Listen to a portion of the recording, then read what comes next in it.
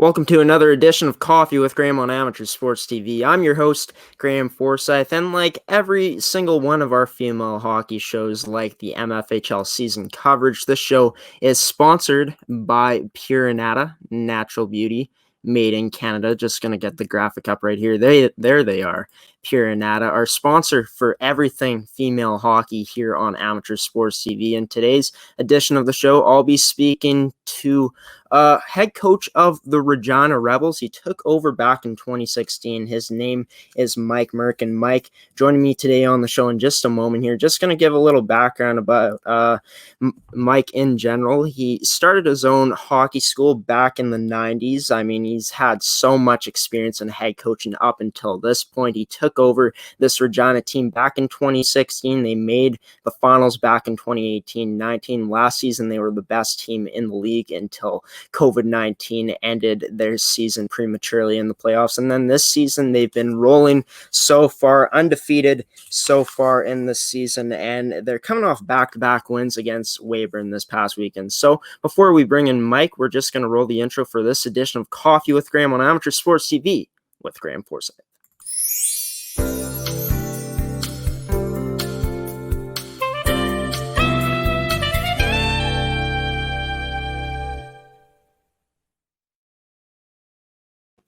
Now we bring in Mike now. He's going by Regina Rebels, but his name is Mike Merk, head coach of the Regina Rebels, joining me today on this edition of Coffee with Graeme, or should I say tonight, since this episode is going out in the morning. We're recording this on Monday night, so on the 23rd of November. But Mike, joining me from Regina, how are you doing tonight, Mike? Thank you so much for joining me today. No, I'm doing well. Thank you. Awesome. And just before we get into any of the coaching stuff that you've done with Regina, I mean, you, like I said in the intro, you started way back in the 90s coaching. I mean, I was talking to you in before we went live about how you played junior as well. I mean, you started your own coaching school back then. But yeah, just take me back to the time when you started that hockey school. I believe it was called Merk's Hockey School in Regina, right? Correct. Yeah, I guess when I came back from playing junior in York, and I played for the York Terriers for 2 years, and I came back, and my father actually had a ringette school that he was running, and I started out helping him out with that, and then we kind of branched off into the Merk's Hockey School side, and started with some of my cousins that I was coaching back in the day, and kind of stuck with it, and then I had children of my own and continued to coach both of them through their minor hockey, and finished with my daughter with the Rebels in her last year a couple of years back now. Nice. So it's been fun to kind of grow as a coach throughout the years, get to coach your kids as well throughout this time, and really get to coach them and teach them about some of the things that you've learned along the way from, your experiences in hockey, playing in junior, and just all the things that you learned from other coaches that you've coached with as well. Yeah, no, for sure. I mean, that's part of I think why most coaches get involved is to give back to the kids and give back the experiences they've had. And for myself, I had a really successful kind of playing career, other than maybe that NHL contract. But I had been to 3 national championships in my last 4 years of competitive hockey, and won one with the Pac Canadians here in Regina back in '88. So had that successful career, and I think I've got a lot that I can offer to the players moving forward here. So, yeah, that's amazing. And I remember reading up on the bio they had on the website about you, and you on the Regina Rebels website, and it said that you went to the Hall of Fame with the Pats. Is that correct? Pac Canadians. So the team that we won with, we actually got nominated and ended up in the Hall of Fame here in Regina. Awesome. Yeah, I also went with my York Terrier team. We my final year we went to nationals that year as well, and that team was put in the Yorkton Sports Hall of Fame. So yeah, it's been successful, as I said. Yeah, I mean, just getting to go into the Hall of Fame with the Pac Canadians. I mean, going to national championships as well. I mean, looking back on that now, it's a while ago, Mike, but you must feel so much pride just looking back at that and being like, I did that. That's pretty awesome. No, it is. It's a cool thing, and I think I kind of talk with the girls too. That when you win something, and I know, looking back at last year, we were close to that. When you get a chance to go and do something like that, and you do win it, it's something nobody can ever take away from you. And I think the other part is some of the friendships that I've built over the years, and especially those teams.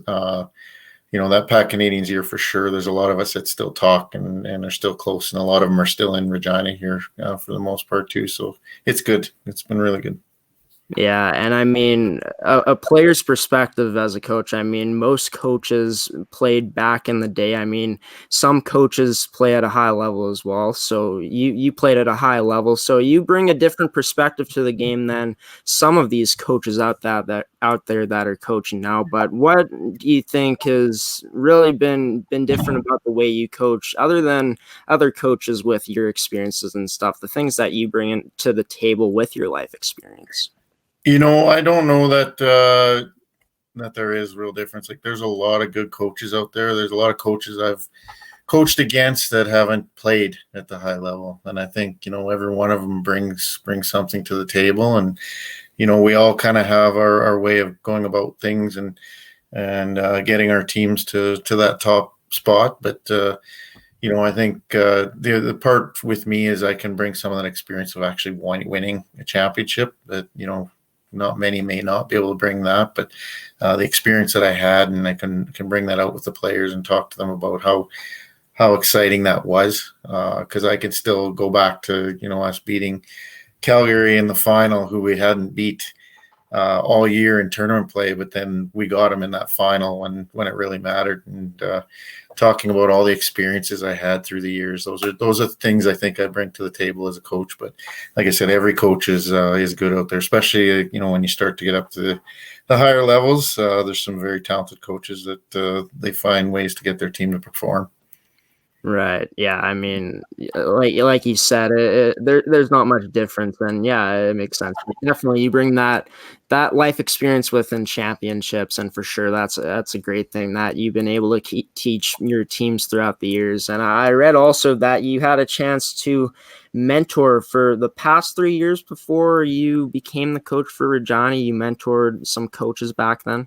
Yeah, one of my assistant coaches, Corey Terry, he actually started a mentorship program here in the city, and he brought me on, and I've been helping mentor some other coaches, and I mean, that's kind of one thing with Corey and others here in the city, the ones that have been coaching for a number of years.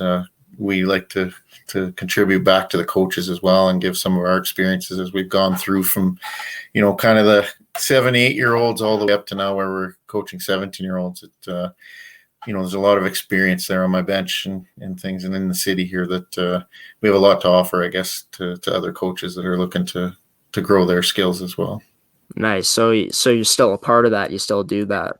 I haven't, just time-wise now is kind of taken the Rebels here. It's been busy. We're 5-6 times a week sometimes. So there's not a lot of downtime, and keeping that work and home life balance with the hockey, you need to find a way to do that. So.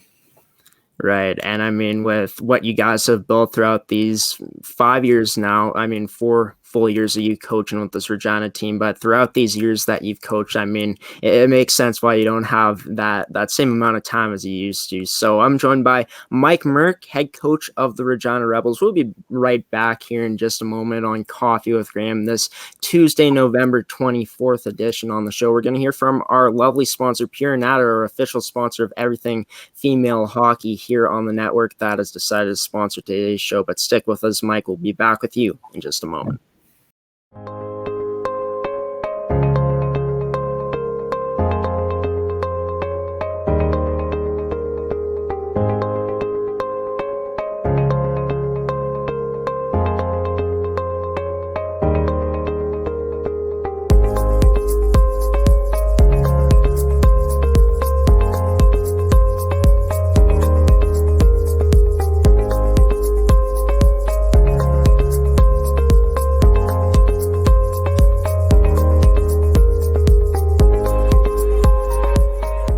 Graeme Forsyth back on with Mike Merk, head coach of the Regina Rebels, on this edition of Coffee with Graeme. You just heard from our lovely sponsor, our official sponsor of everything female hockey here on the network, Pure Anada, natural beauty made in Canada. Be sure to check their products out. Some awesome stuff. I don't have the website on me right now, but I'm sure if you type in Pure Anada, their website will pop up. If you do love beauty products like Pure Anada provides, be sure to check them out. So I'm here with Mike Merk, head coach of the Regina Rebels. Just talking to Mike about his head coaching experience prior to coaching with the Regina Rebels. Talked about his playing days a bit, reminisced about that. Talked about how he got a Hall of Fame induction with the Pack Canadians as well. And now we're going to move into his time with the Regina Rebels, the team that he's coaching now. He's coached this team for 4 full seasons. He's in his 5th season now. And I mean, ever since you took over this team, I mean, Regina was solidified themselves as that top team in the league for a number of years before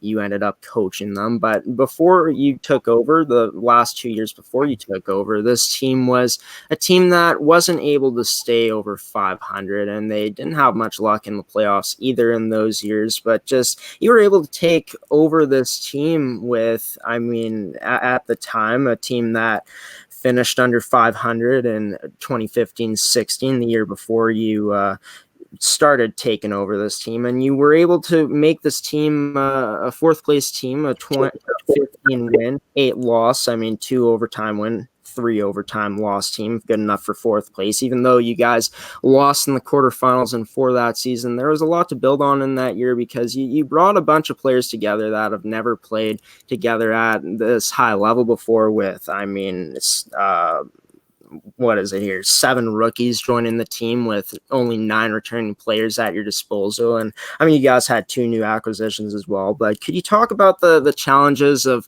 coaching a team like that, especially in your first year at this level, even though you had that experience coaching, when a bunch of these players haven't played before together at that high level, like the AAA level?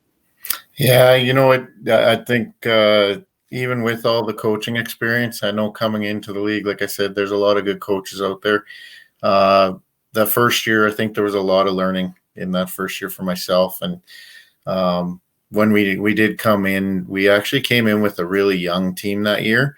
And that was kind of part of the I'll say strategy a little bit. We had some really talented young underage players. And in my first year, we ended up taking I believe it was 4 underage players that year, and started to kind of build on that team. And, you know, we just kept moving forward and growing. But they were a very talented group.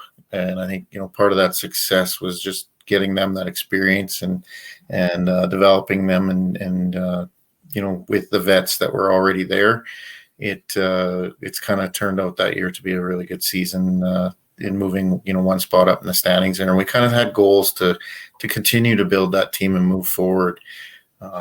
Even to last year, like last year was the year we kind of were expecting we were actually going to make a good run at it. And we had been building for those 4 years to kind of get to that. We did a lot of recruiting, my coaching staff and I, in trying to find the right players and the right fit for our team. Is kind of the success that we've had over the years, and why we've had that success is finding that right player. So, and as a coaching staff, there's always different philosophies from every coach out there, and I'm sure that yours is like some out there, but it's unique to your style of coaching for sure. What was the blueprint, the culture that you brought into this Regina Rebels team from day one? You know, I think for like every coach, I think skill development is number one.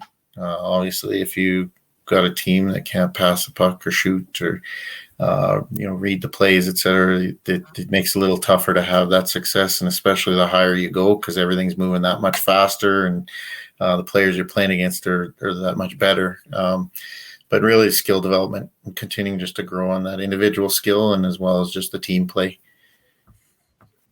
Yeah, and I mean, you guys, obviously it was a young team, like you said, that season. I mean, even though you guys had 9 returning players, you had 7 rookies, so it was a young team. And it seems like you've dealt with that throughout all the years up until last year, where you guys had the most experienced team that you've ever coached on this Regina Rebels squad. I mean, just the talent that team had paired with the age was unreal last season. But just talking about the 2017-18 season where you guys finished fourth place once again, you finished with one more win than you guys had the year prior in that 2016-17 season. And you guys ended up making it further into the playoffs that season and making it to the semifinals, unfortunately getting swept in 3. But you guys had 8 returnees that season, 7 rookies, 2 new acquisitions, and like it's pretty much the same thing as last year. But what was the key to you guys making it farther that season with pretty much the same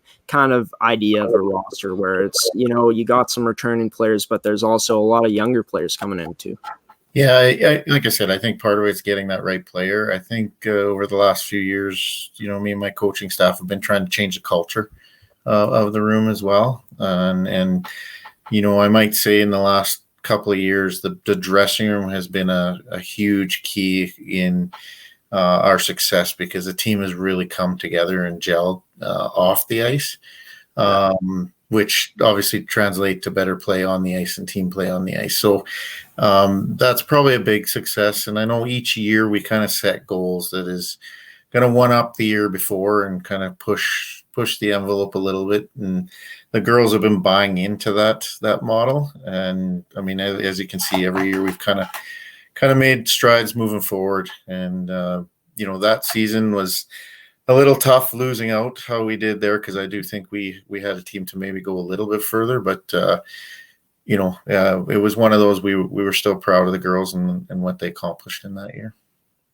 Yeah, and I mean, you went up against a Saskatoon team in that year, and then the next year where you guys made it to the finals, unfortunately getting swept in 3 then. But you're playing a team like Saskatchewan. That was the team to beat in the league for a number of years when you came in. And just looking at teams like Saskatoon, what they've been doing throughout the years that they have been dominant, I'm sure, like a coach yourself, you take a lot of things from a team like that and kind of take the things that they're preaching to and really use it to your advantage out there into building that championship caliber team.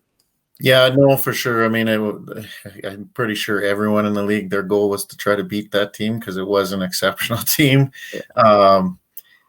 But they had a drawing every year that the best players, they wanted to be in that team, which made it that much tougher to compete with. I felt over the last few years, we've kind of built that culture now where some of those better players are kind of looking to Regina now first in many cases.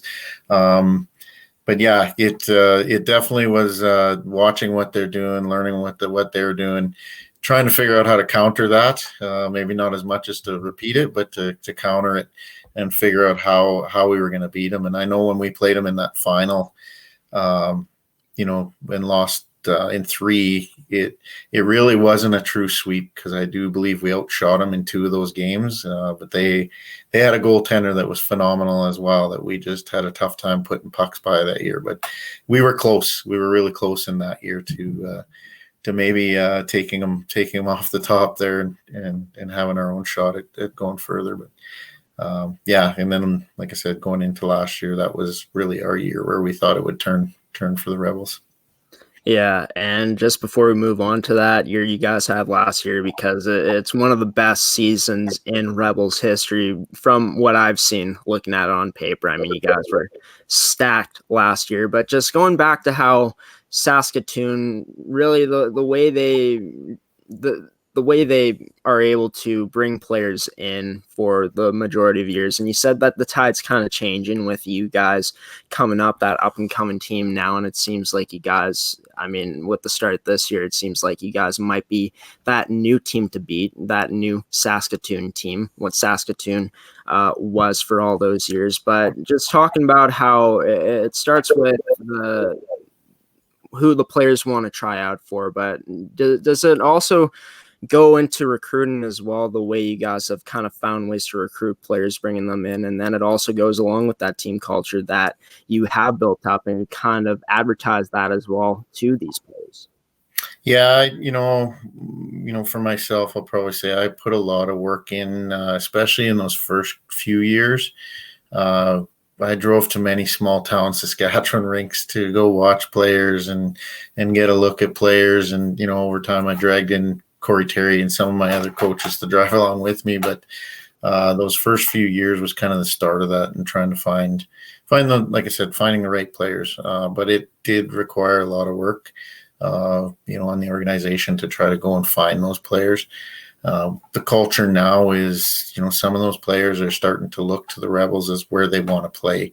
One thing that is a drawing card is when you have a winning program.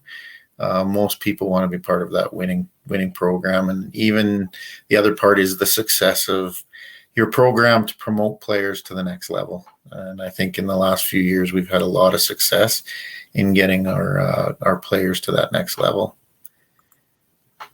Yeah, for sure. And I had a chance to look at the list of like commitments that you guys have on your rosters. And yeah, it's at a pretty high rate in these last few years for sure. So we're going to talk your 2019-2020 season after the break here, along with the season that the Rebels have been having so far in 2020-2021. I'll be right back with Mike Merk, head coach of the Regina Rebels. We're going to hear from another sponsor that's decided to sponsor Coffee with Graeme today. And I've been your host, Graeme Forsyth, joined by Mike Merk on this edition of Coffee with Graeme.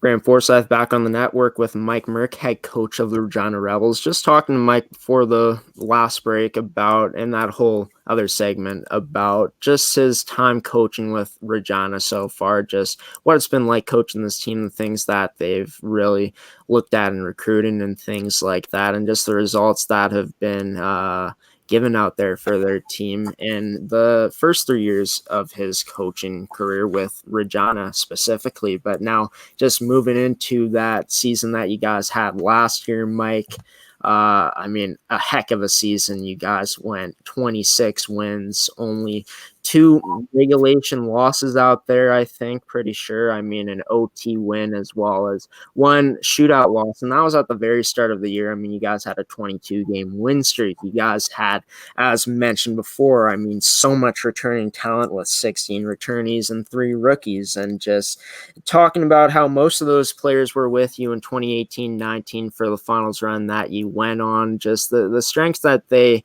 really showed in that season really translated into that year where you guys finished first last year.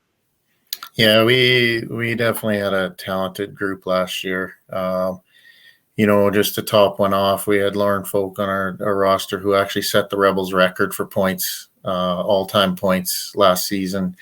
A player like Nina Brick that, she had an outstanding season last year, as a veteran on the team, and only in her second year last year. But there was I think a big part that I talked with a lot of the coaching staff and parents and stuff is just the maturity of a team. And, that was kind of that building point where it took us 4 years to kind of build to where we were that mature team. When you look at the age of the girls and the experience, like even my grade 11s they had 3 years experience. And, how I talked about earlier, bringing those young ones in a few years prior to that, they had that experience and maturity in the league. They knew how to respond to those tough games and tough teams like Saskatoon.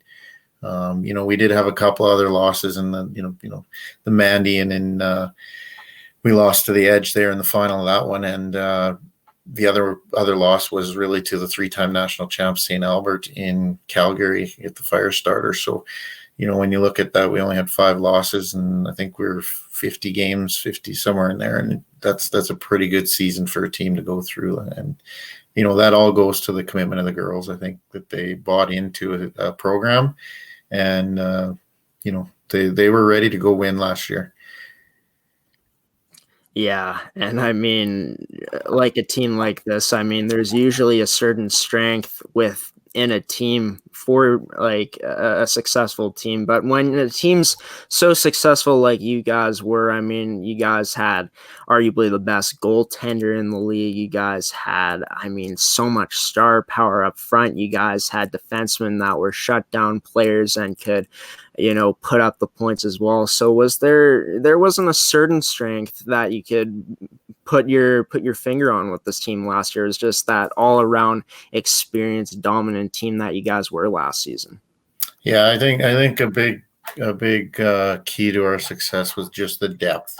When you look at the number of goals we put up, we were getting that from a first line to a fourth line, and on any given night, they found a way to win. Even in the tight ones, they found a way. And again, I'll go back to, at our dressing room last year, that was probably one of the best dressing rooms I've coached in all the years I've coached hockey. And I used a lot of when I played that, the bond that we had and how we were ready to go to war with one another. That's kind of the culture that we had last year with that team. They were ready to go to war, and there was no one that they were going to let stand in the way. And, unfortunately COVID cut it short, but I think there's still a lot to celebrate in that season. Yeah, and I mean, with COVID being such a pain in the I mean, it's messed up a lot of things, and it for sure messed up what could have been a special run for you guys last year. But you obviously had a chance to talk to the vets on the team last season, all the players on the team, and just talk about the things that you talked about with that team and the words of positivity that I'm sure were there as well, because it was a pretty heartbreaking moment for a lot of these players for sure. Yeah, like you're referring just specifically to the COVID when it ended and stuff. Yeah, it was hard. I still remember I kind of left my poor assistant coach. I promised the girls a water slide night, so we rented a hotel room, and my female coach took them water sliding, and we kind of had that weekend off because we got first and had to buy the first round. So when the news came down, I hadn't really heard officially. It was all kind of rumor mill still. And then it came down on the news while she was water sliding with them. And, I think the players were devastated. We had a meeting in the room after. There was a lot of tears shed in the room. But, we talked about all the positives and what they had to be proud of.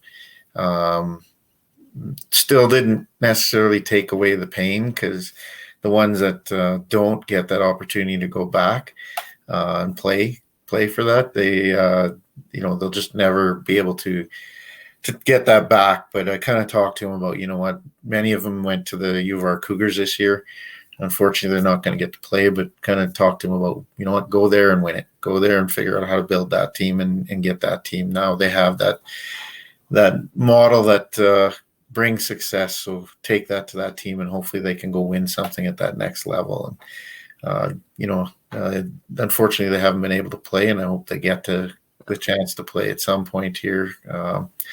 But I'm sure when they do, they're going to be hungry to redo what they did this past season. Yeah. And it's crazy because growing up, I mean, I'm only 19 years old, so I haven't had the same amount of life experience as you, but I'm sure that you can also agree with this, that, something like COVID-19 happening, you never thought that it would have been your last game for a team like you. And some of these teams in amateur sports leagues last season that made it far into the playoffs and were still playing and didn't get eliminated in contention in a round before, because you never thought that it would be your last game due to something that you can't control. And I think it's been a very good message for every athlete out there that you can't take things for granted. And I'm sure with the group of returning players you have this season, I'm sure that that's on a lot of their minds, and they're giving it their all this season so far.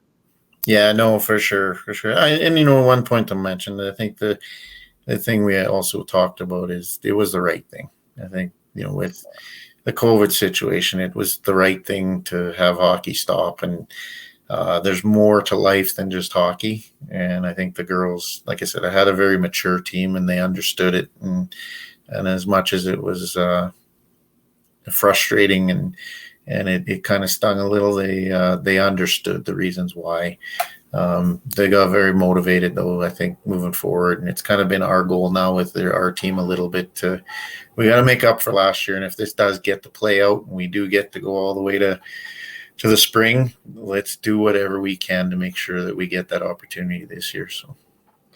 Yeah, and I mean, your team this season so far is picking up right where they left off. I mean, it hasn't been in your first 2 games against Swift Current. You guys were in close games. One game went to double OT. That was the second game of the back-to-back, but you guys beat Weyburn this past weekend in back-to-back games. And before we get into those matchups and break them down, just talking about this team this year, you guys got 11 returning players with 8 rookies. I mean, just talking about the players that you lost this season, coming into this year to them graduating out of the program or maybe looking for other opportunities. I mean, you guys lost a lot of talent up front, but you guys seem like you guys got a good group of rookies coming in. I'm going to start with the forwards. I mean, you guys lost like players like Nina Brick and Lauren Folk. Is that her?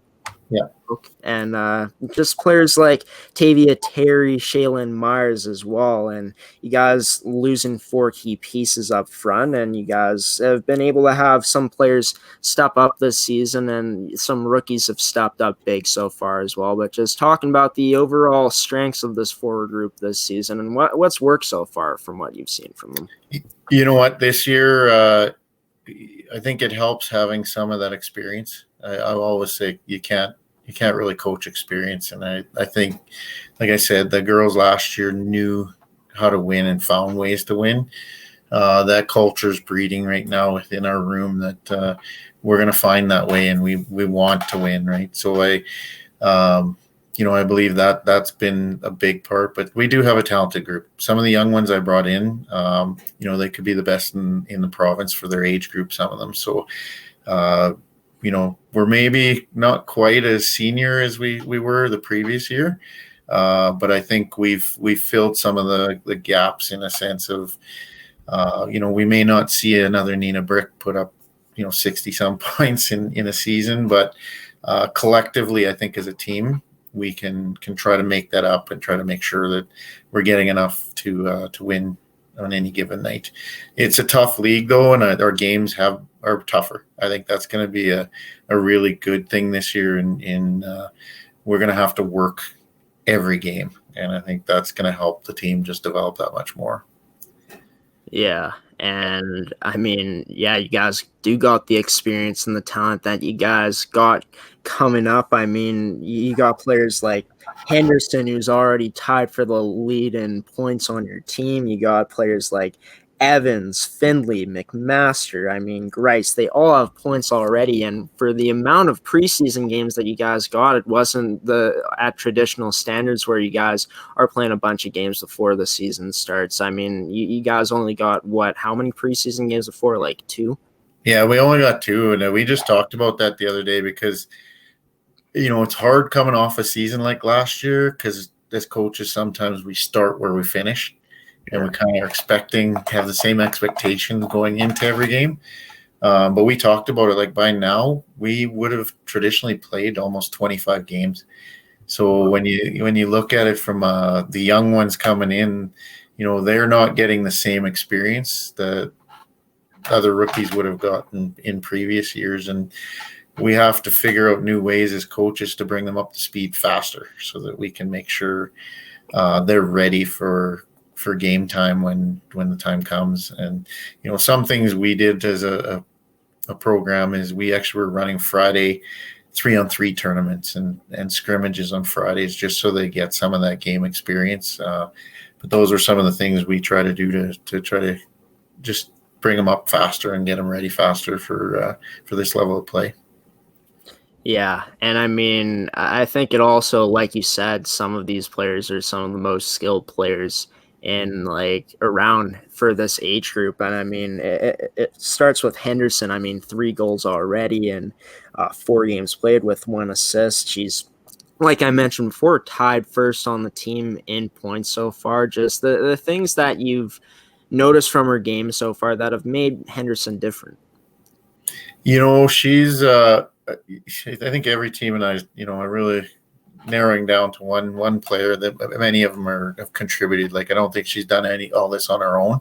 I think the players around her are helping her. But Greta's big strengths are she's a strong power forward, and she plays a very gritty, tough game, and willing to go to those tough spaces to get the job done. And I think that's a lot of why she's having that success. And her speed, she is a fast forward.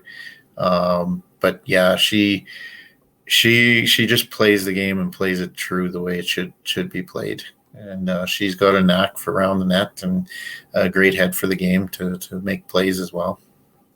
Yeah, and I mean, just so many great rookie players up front for your team this season. I mean, like you said, it doesn't just start with one player, it starts with all of them for sure. And I mean, the things that make Greta special, I mean, they've been on display so far this season. I'm sure haven't been able to watch any games because I'm not even from the area that you guys are in, but I'm sure that what you're saying, what you're talking about, or the skills that she has, I'm sure that those have been the things, like you said, have been the things that have been on full display this season for her that have given her that success. But just moving into the returning players that you guys do have this year, I mean, Pletford and Dyer. I mean, Pletford is got 4 points this season. She's more of an assist player right now. She was a goal scorer last year, but she's more of that assist player so far this year, as she's got 4 assists so far, no goals. But just looking at Dyer so far this season, Kaylee Dyer, I mean, she had 9 points back in 2019-2020, which was last season on that stack team. And this season,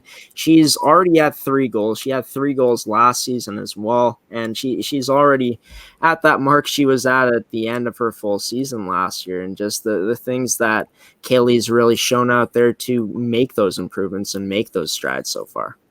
Yeah, and it's I think as you know, from year to year, players come in, have to play, sometimes a little bit of a different role. We'll use Kaylee as an example. She's a strong defensive forward, but has the ability to score. And at times last year, we may have used her to play against top lines and play a bit more of a shutdown game. This year, with her being that grade 12, we're kind of expecting a little more on that offensive side and giving her more opportunities to kind of excel on that side of the game. And she's taking it and running with it right now, and she's having a lot of success. And I go back to what I said, maturity. There's one thing I've noticed with my experience coaching here over the last 4 years, and even going into this 5th year. There's just something about the grade 12s coming in a little more relaxed, pressure's off. I mean, a lot of them usually have already committed to post-secondary somewhere and have a home to go play next year. And, Kaylee being one of those, she can just play the game. She doesn't have to worry about who's watching in the stands anymore, and she can just be the player that she is. So, it's kind of nice to see her having some success out there. Yeah, and I mean, she's been a key piece for you guys so far this season. You guys seem like you have depth throughout the lineup this year, and I mean, you guys had such a star-studded team last year with a bunch of players in those 30-point ranges. And just speaking about the talent of this year's group, I'm sure that it's maybe not on the same level since you guys are a bit younger, but you guys are seeing some of those strengths that you guys did see in that group from last season.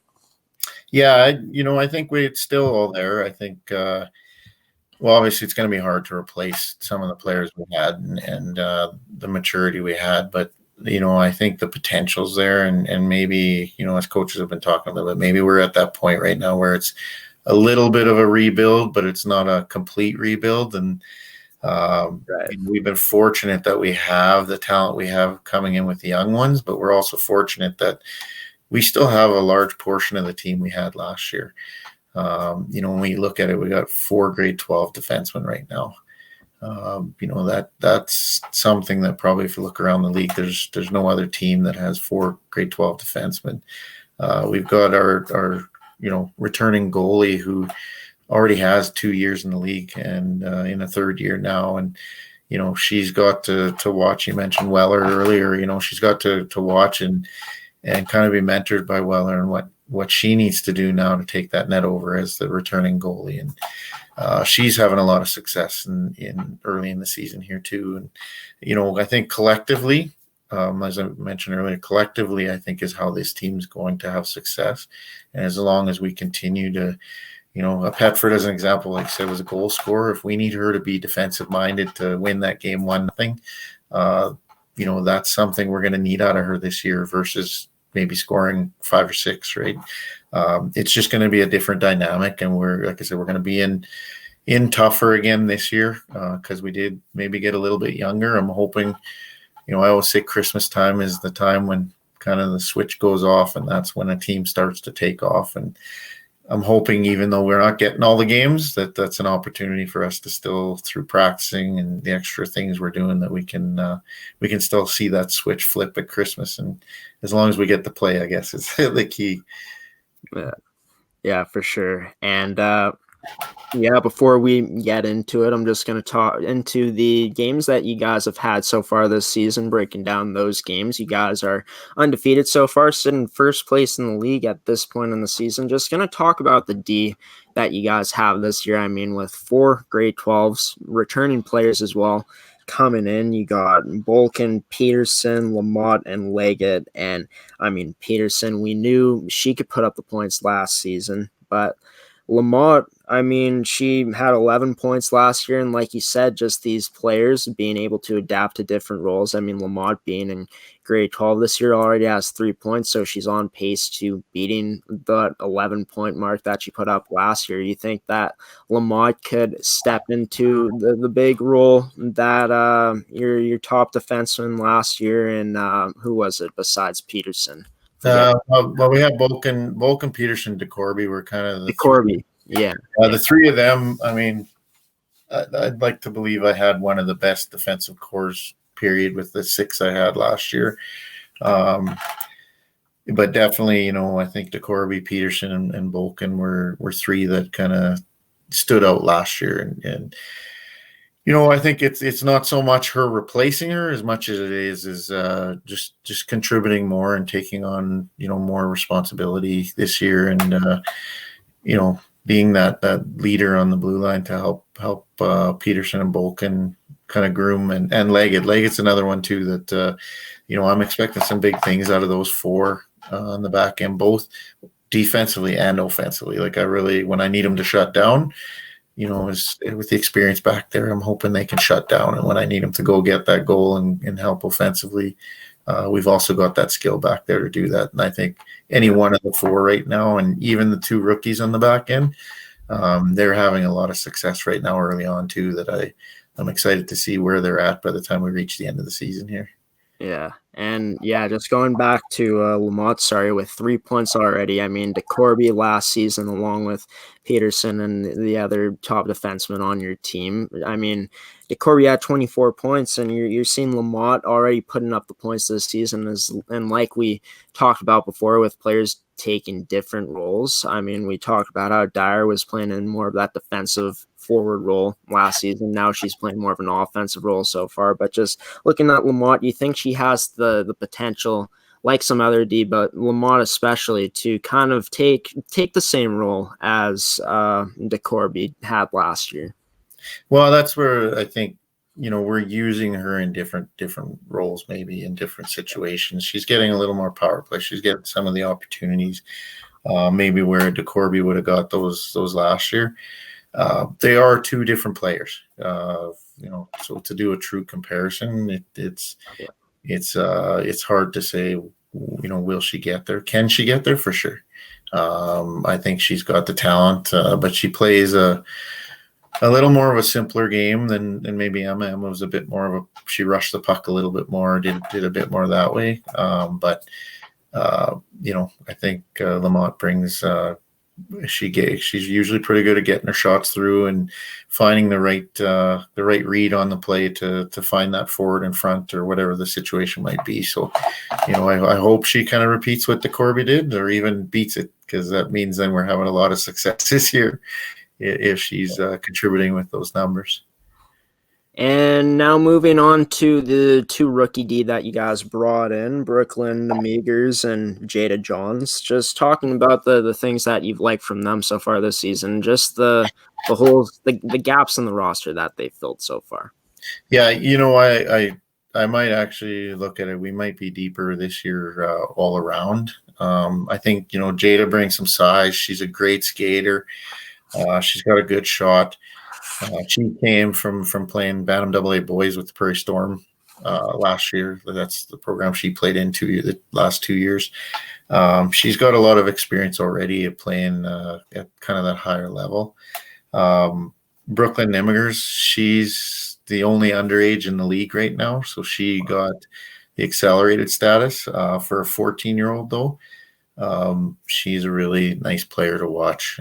She's already playing with some of that confidence that sometimes it takes a player a year or two to get that confidence, but she's jumping in right away and just playing fearless right now. And she's having a lot of success right now. And I think that's going to be a key for us this year. Is a lot of our rookies they're just going out and getting the job done. And I mean, you mentioned it. You can look at the website and the points and stuff, and everybody's kind of contributing there. And it's really nice to see everyone kind of just take control out there.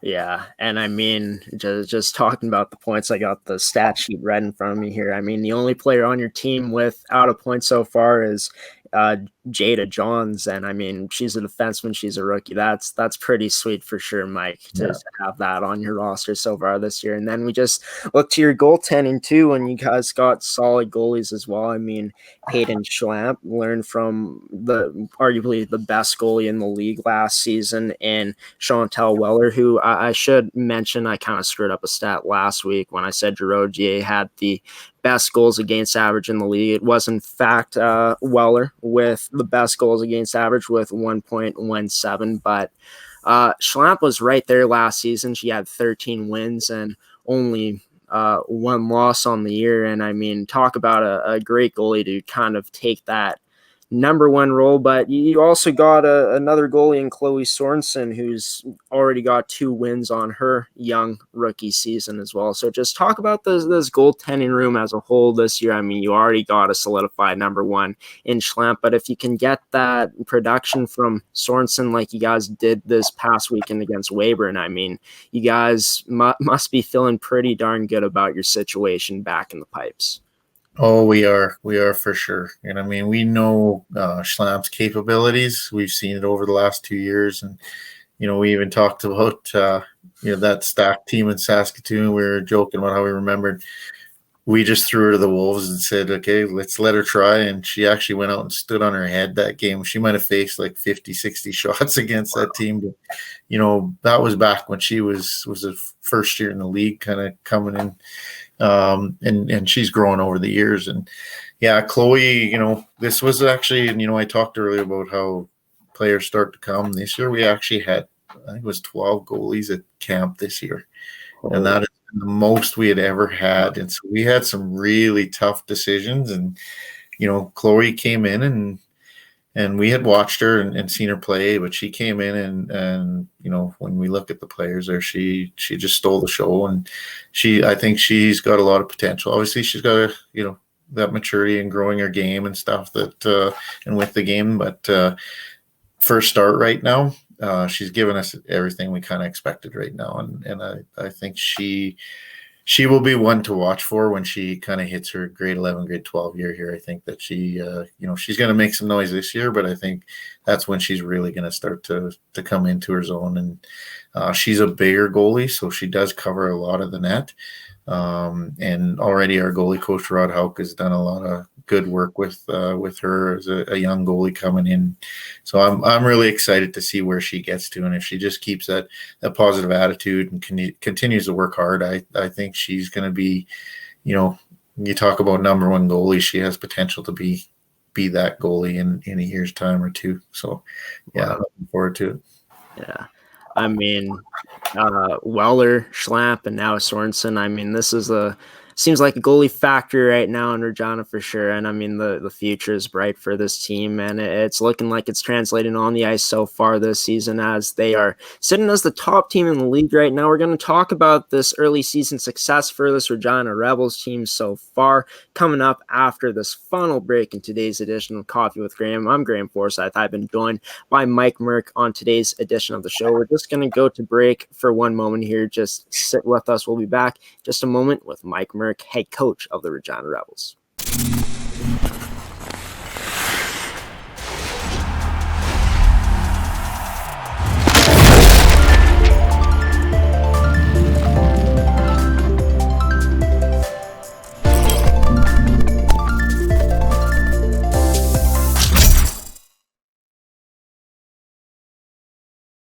Graeme Forsyth back here on the network with Mike Merk, head coach of the Regina Rebels, and we've been talking to Mike about all the way back to his career, starting coaching in hockey, a bit about his junior playing career. We talked about his coaching career as a whole with Regina so far. He started back in 2016 with this team. They've made it to a finals appearance. They've made it to a semifinals appearance. Last year, they were the best team in the league and had one of the best seasons in Rebels hockey history, but had to stop their season. They couldn't finish it due to the COVID-19 pandemic hitting here in Canada and just all around the world at that time. But joined by Mike for this final part of the interview, talking about his team this year, the Regina Rebels. We talked a bit about we did talk about their team in the segment before we took our last break about just the forward groups, the defensemen, and the goaltenders. Now we're going to go into breaking down the games that they played so far, and this team is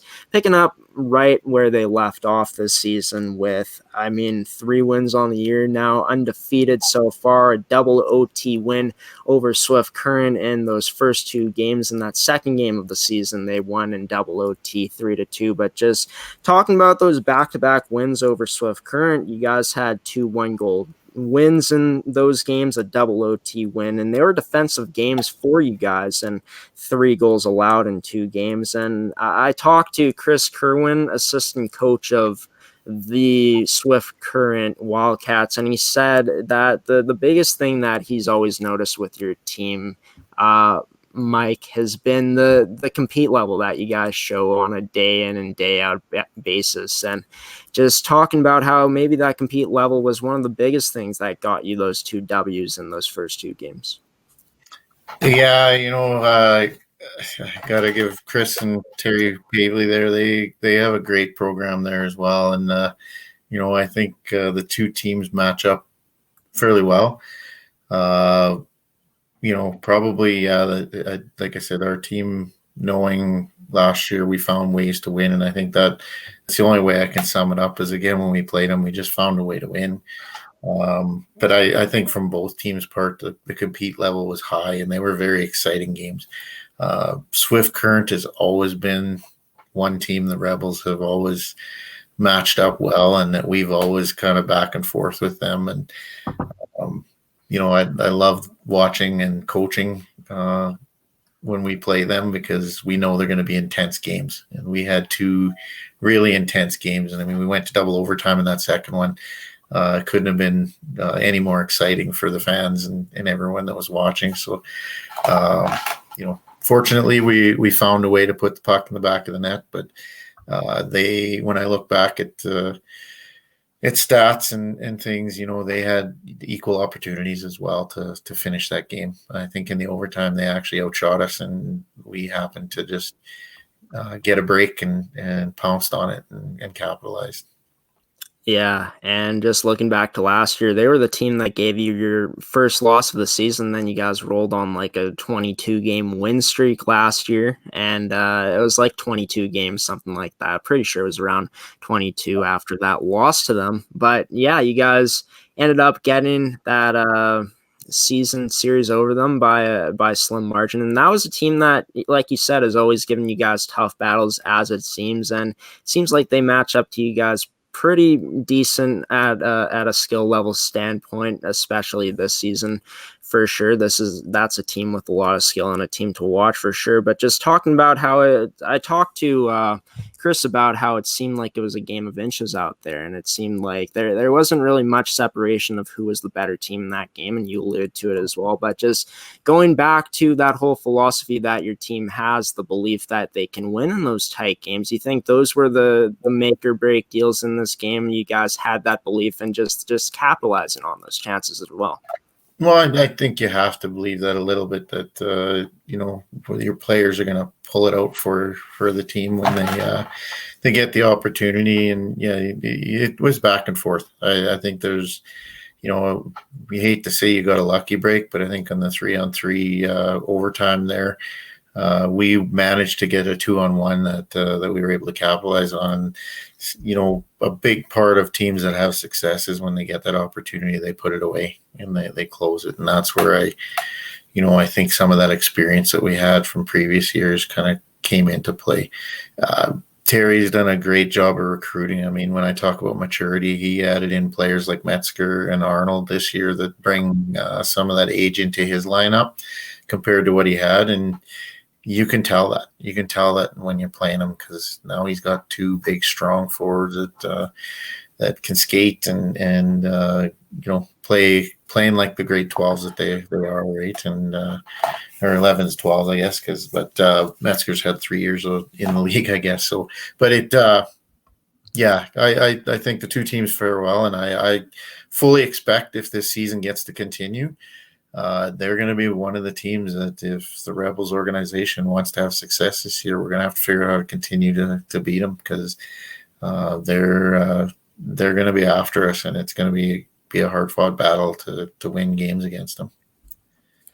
And we talked about what a stud Peyton Schlapp has been in the net, and you guys got two great goaltenders. We talked about that, but could you talk about the play of Peyton in those first two games? She didn't get the starts against Weyburn. Those went to Sorensen, but just talk about the things that you like from Schlapp in these games, and maybe the improvement that she's made throughout the offseason as well coming into this year.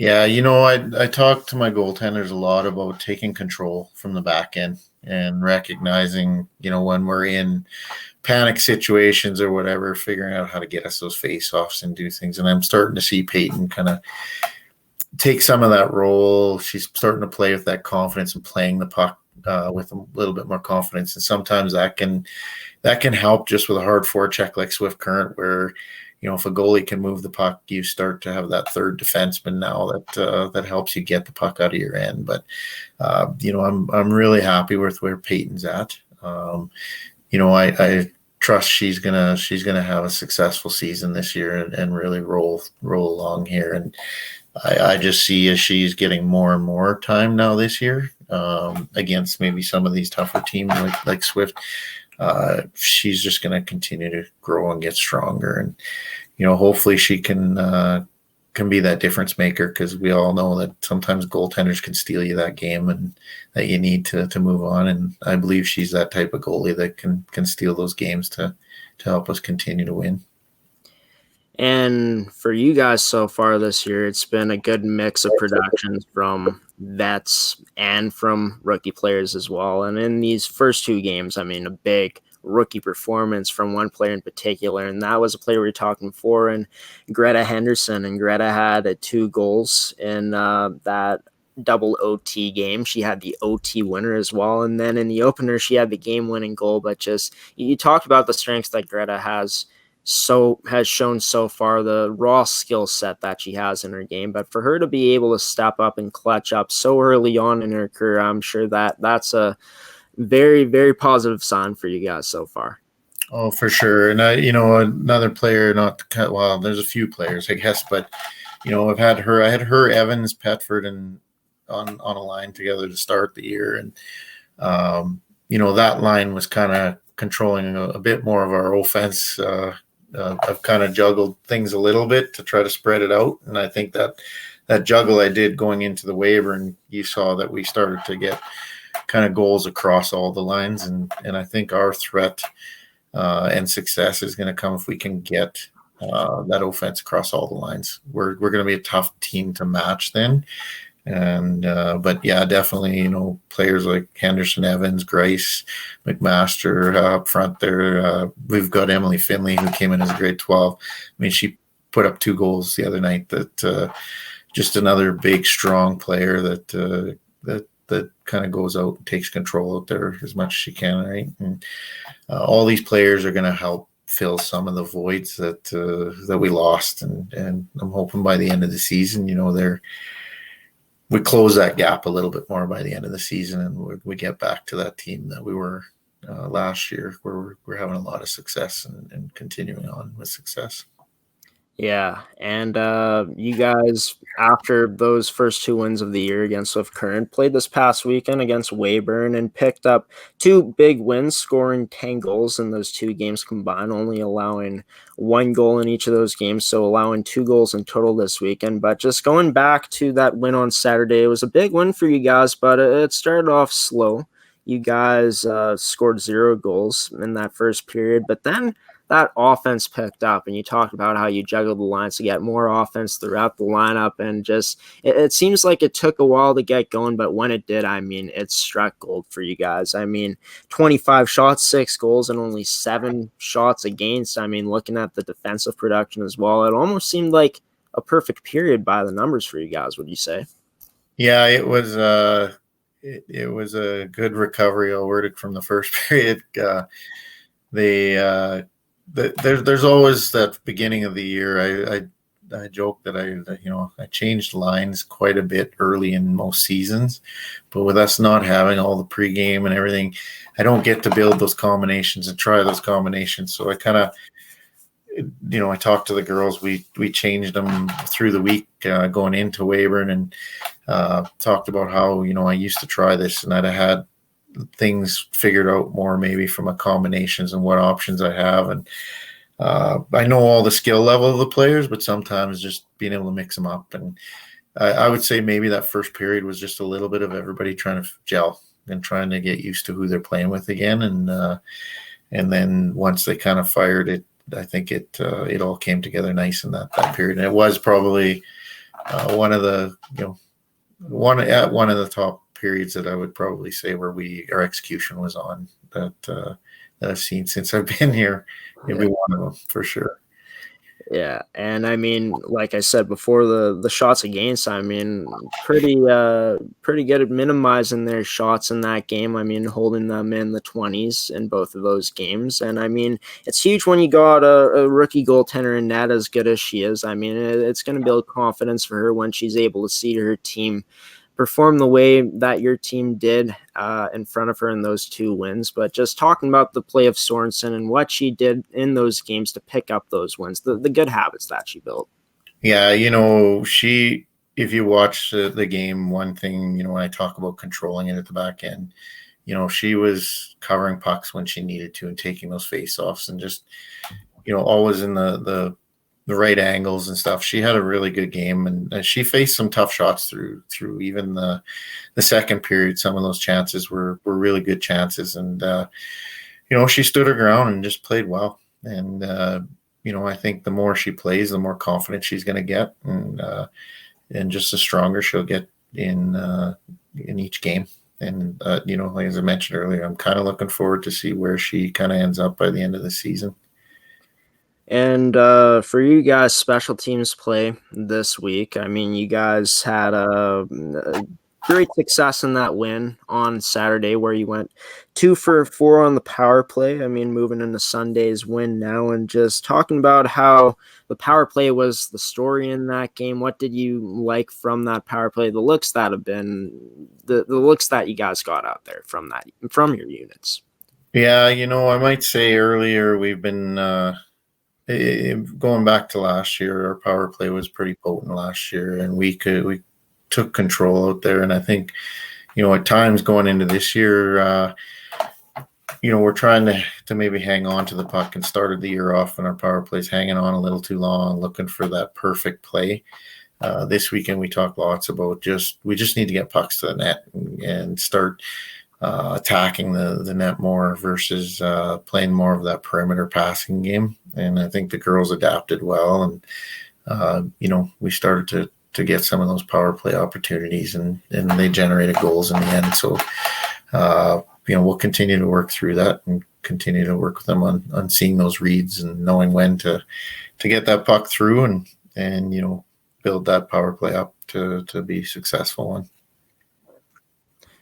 Yeah, and it seemed like in that Sunday game, even though the score was lower than the 6-1 win, you guys still won by a decisive amount. I mean, 4-1, a solid all-around game from your team. I would say that it was probably a more complete game since you guys did score at least once in every period instead of getting that slow start. But just talk about how your team was able to come out and execute better. Do you think it was just being more comfortable with each other, knowing that, we can beat this Weyburn team? We have this belief. Let's go out and just play our game. There's no pressure out there. Yeah, they're teenagers. It's hard to know from day to day, period to period, what you're getting, right? So they came out, they were focused, and we knew we had to go in there and get that win. And one of the goals we were kind of setting was, I talk lots about, if COVID stops us, we want to be at the top of the league again, like where you want to finish it. So, that's kind of been one of our goals. And really, we were going into that weekend kind of hoping that Swift would split with Notre Dame and there you go, take control of our game and make sure we come out with a win again, right? So that was kind of a focus for us to get that first place spot. And I mean, Swift did us a favor. They came back in a tough win on Sunday to split that weekend so that we could be at the top. So I think just little goals like that and things that we've been setting in to try to keep the team focused. And one thing this year with just the whole COVID and the uncertainty of whether or not you're even playing tomorrow is one thing that we're trying to use it a little bit to motivate, to try to use it as a way of, if we're going to finish, let's finish on top, right? And the girls have bought into that, and they do want to finish on top. And I know there's teams that are gonna come and try to ensure we don't. But that's where I need the team to be focused and be ready to go, and we have to be prepared to find ways to win. Like I said, just find those ways to win. So far, we've had success right now, but it was probably one of our better games for execution, though. Like I think passing everything, we were on our game that way on Sunday compared to other games. Now, was that the pressure of a Swift Current that forced us to maybe not be as successful in some of those areas, or were the girls focused? That's yet to be determined. But Chad's got a great team there, and I think he's doing a great job. I expect Weyburn is going to be a tougher team than they have been in the past to play against every night. And they gave us a good run even on the weekend here. So yeah.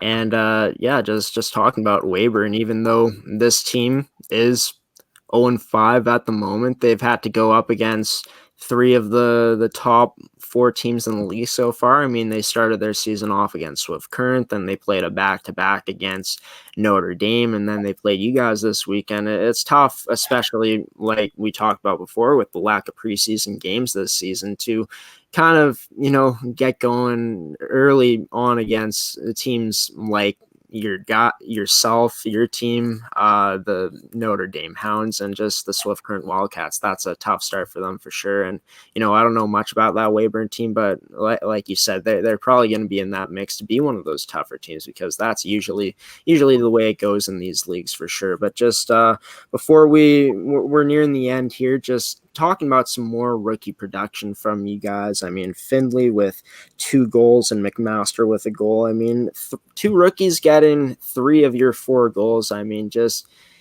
we talked about the rookies so far this season, and just the things that you liked even more from this group of rookies, especially these 2 in this last game. I mean, you guys are building towards something now, and I mean, as you guys have been building, these rookies have gone that much better.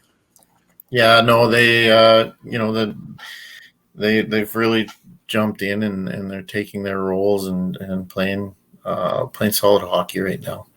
I don't want to forget about our vets, because our vets are doing a great job as well. And lots of the plays two of those rookies for those goals is coming probably off of that stick in the end. But I think from a rookie perspective, I'm very happy with where they're at right now. And, I know we're talking rookies, but I kind of usually by this point, they're no longer rookies anymore. And they're just part of the team.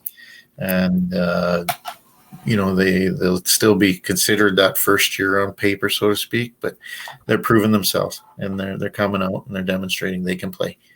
And I think that is going to be our strength as we go, further into the season, that they're just going to get better, get more comfortable with playing at this level. And then if you continue to see the vets growing, that can be a deadly combination for a team, because, as I said, the deeper your lineup, the harder it is for teams to match and play you. And I really feel we do have a deep, strong lineup there that has a lot of potential. Now it's just, as a coach, I guess, pulling it together and figuring out how to make the machine work. So. And so talking about, you talked a lot about how there's an uncertainty of how much longer this season is going to go without you guys shutting down. I mean, with COVID-19, I mean, cases seem to be rising they've been rising here in Manitoba, even though we locked down everything, all the health regions on the restricted level. I mean, we're in lockdown right now. There's no sports that can take place in Manitoba, and I'm assuming that's Saskatchewan. I mean, I don't know much about the cases. I haven't looked much into it, but I did see that you guys got quite a bit on the weekend. I'm not sure the exact number. You guys can check out CBC or Global News or CTV News to check out the numbers. I'm not going to give you guys the numbers here, the specifics, but with the uncertainty of COVID and stuff like this, what have you guys heard from the league, from just the news about if the season is going to keep going for the foreseeable future right now, or if we're going to be seeing a shutdown real soon here? Yeah, you know what? Right at this point, we haven't heard as much from the league as we are just watching the government and kind of Sask Health and the announcements that they make each day. Expectation right now is that there's probably going to be some changes happening. What those are uncertain at this point, but all things probably leading to, at some point, there's probably going to be a shutdown similar to the other provinces. As a team, we can only hope that the way that Sask Hockey has structured things, really, we only have 2 more weekends for the South teams to play, and there's still an extra North weekend just to keep teams even. Hoping something can be figured out to keep us going till I think December 17th or whatever that Sunday is. That's kind of the last game scheduled before the new year. They built it that we'd have a break after that of about 3.5 weeks. I'm really hoping we can get there, but things aren't looking promising right now with the numbers. That's the sad part right now. They're just not looking. And the right thing to do would be probably stopping things if we can't slow down the numbers. And the health authority, I think the wise decision probably would be having a shutdown and stopping things. December 5th and 6th days on Saturday, which is December 5th, and Sunday, which is December 6th, against the Notre Dame Hounds. It's going to be a huge matchup for you guys. I mean, a lot on the line in these games for jockeying in the standings, jockeying for positioning in the standings, but just the things that you're going to be doing as a coaching staff, preparing, the game plan for a team like Notre Dame, who has proven to be arguably the top team in the league this year, besides you guys. I mean, they've proven a lot this season, but what are you guys going to do to prepare for this team in this upcoming week and these upcoming weeks to prepare for?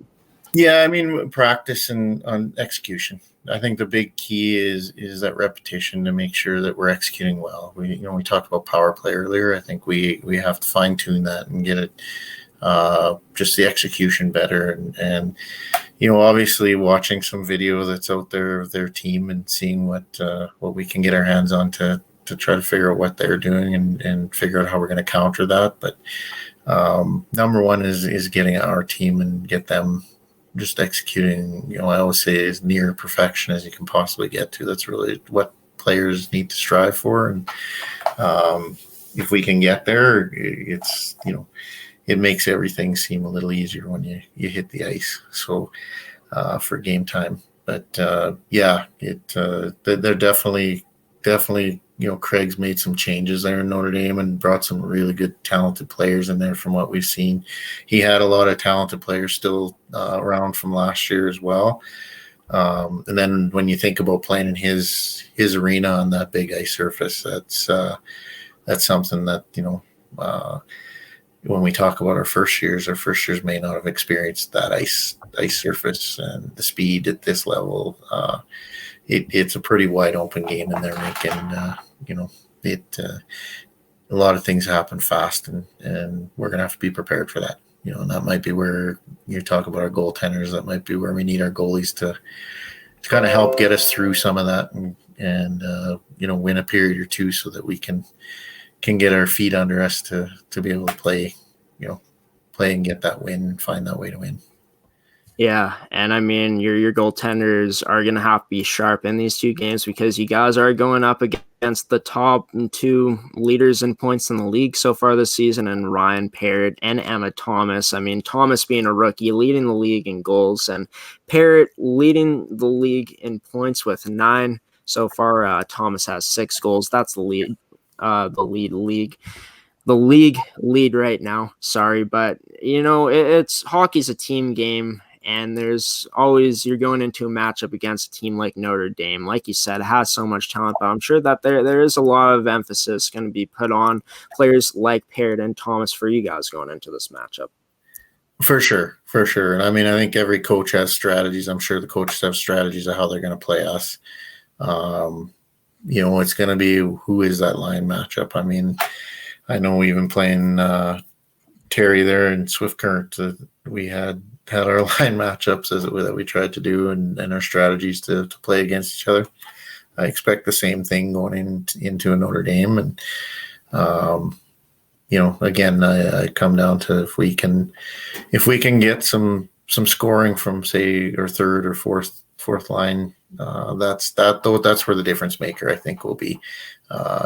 Probably every team's top line can match player for player. It's as you go down your lineup, all the lineups equal that way, and that's where I'll go back to last year. I think that's where we had a lot of success because some of the players we talked about as vets here, they played some of those third, fourth line roles last year, which kind of showed the depth we had, and that's something that me and my coaching staff are trying to build up, that we have a 4-line attack, not just a 1-line attack. And some players may be responsible for just playing against those lines and playing shutdown and playing that role, while we can hopefully open up to have some of our offensive players go out and win the battles against other lines.